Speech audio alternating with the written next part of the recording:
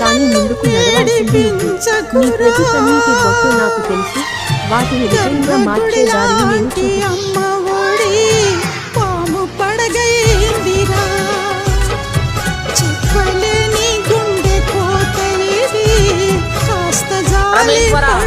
నేను ఇన్ని రోజులు పడ్డ కష్టాలు చాలు, ఇన్ని రోజులు అనుభవించిన బాధలు చాలు. నా బ్రతుకు కారణం ఏంటో చెప్పుతాను.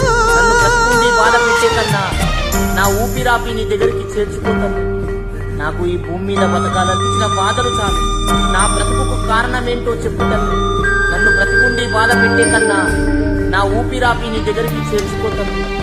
నాకు ఈ భూమి మీద బతకాలి.